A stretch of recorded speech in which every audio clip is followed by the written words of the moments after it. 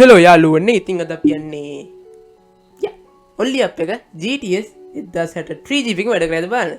ඉතින් ඔයාලා දන්නවා only up game එක unreal 5 engine එකෙන් ආපු පොඩි demo version එකක්. ඉතින් මේක GTS card වල කොහොමද performance කරන්නේ කියලා තමයි අද බලන්න යන්නේ. ඔව් ඉතින් අද වෙනසකට එක්ක මම stand mic එකේ මේ විදිහට තමයි voice එක කරගන්නේ.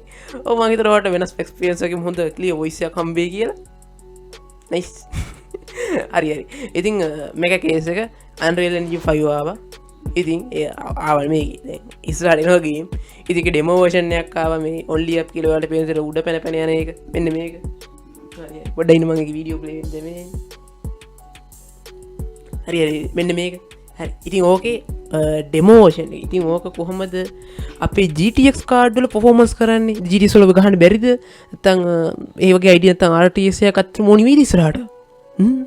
ඉතින් ඉගෙන අපි හොයන්නේ යන්නේ ඇත්තටම ගහලා බලමු only up එක GTX 1060 GB card එකෙන් ගහන්න පුළුවන් නැත්නම් ඉතින් RTS එකට යන්න වෙනවද අපිට කියන එක පොඩි සැකයක් එනවා. නැත්නම් මේක මම දන්න ඔයාලා කටේ ළඟදී build කරන්න මේ ගාන අඩු වෙලා තියෙන කාලේ හින්දා ඉතින් හොඳම option එක මොකද්ද 1070ක් 1080ක් ගන්නවද නැත්නම් 260ක් 3050 GB එකට කියනවද?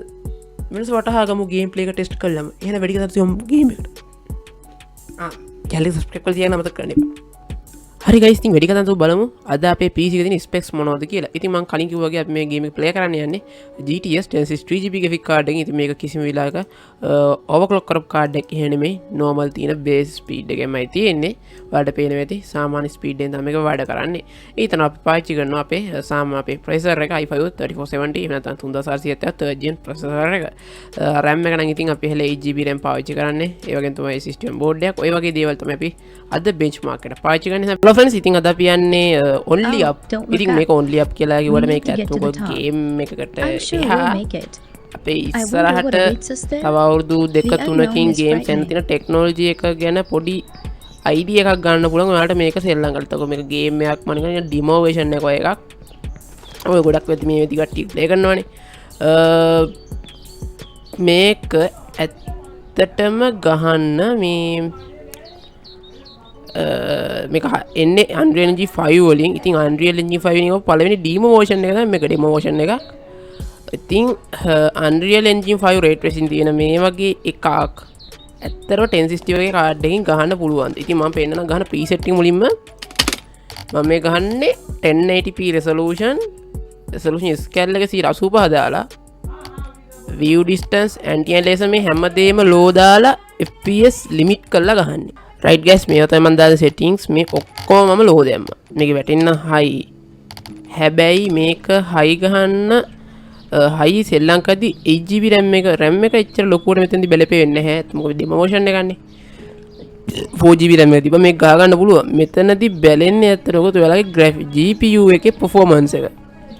මෙතෙන්දි ඔයාලට තව දුරට මට කියන්න තියෙන තින් අපිට දැන් ඉතින් ඉස්සරහට 1660 super 1650 1060 මේ මොන කාඩ් එක ආවත්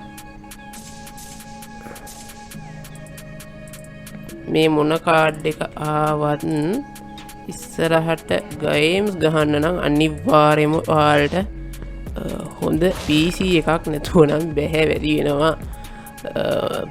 ඉතින් ඔයාලට මේක දැක්කම තේරෙයි ඔයාලට ඉස්සරහට GTX card එකෙන් අත්තනම් performance කරන්න නැති වෙයි games. ඉතින් මේ වගේ game එක low දාලා FPS 70ක් විතර ගන්න පුළුවන්. මම හිතන්නේ මේ 1070 නම් ගන්න පුළුවන් FPS 70ක් 80ක් විතර යනවා. RTX 3060 නම් මේක ටික high දාලා කිසිම අවුලක් නැතුව වැඩ කරනවා. සාමාන්‍ය මගේ processor එකත් එක්ක ඒත් වැඩ කරනවා සාමාන්‍ය හොඳ FPS ගන්නකට යන්න පුළුවන්. ඉතින් මට මේ එතනින් ඔයාලට පෙන්වන්න ඕනේ මේක දැන් low දාලා මම සෙල්ලම් කරන්නේ. ඉස්සරහට අපි PC එකක් build up කරනවා නම් තව දුරටත් අපිට graphics card එක GTX සහ RX මොකද RX 580ත් මේක ඇත්තටම ඇද්දේ නෑ. පුළුවන් තරම් යන්න බන්න RTX එකකට 30 series එකට 3050 එකක් වකමන්නේ 30 series වල මොනවක් හරි කරලා ගහන්න පුළුවන්. 20 series එකෙත් එහෙම 20 series එක ගහන්න පුළුවන්. පේනද මේ low දාලා FPS 40 බලමු පොඩ මේක චුට්ටක් වැඩි කරලා අපි settings වලට හිල්ල බලමු. මේක දැන් අපි resolution scale එක 100 දාලා බලමු මොකද වෙන්නේ කියලා.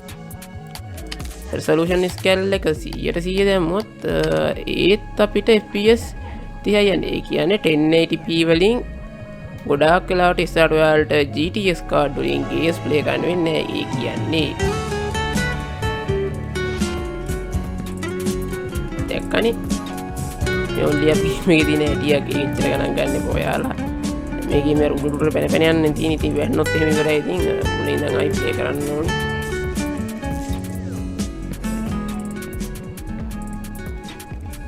පේනවාදී කොච්චර Sometimes it's hard to choose the right path. Then but we don't can be load afraid. මරපාස You නිකන්. can always repeat. We learn from our mistakes. පට්ටම graphics මොන වගේද කියලා.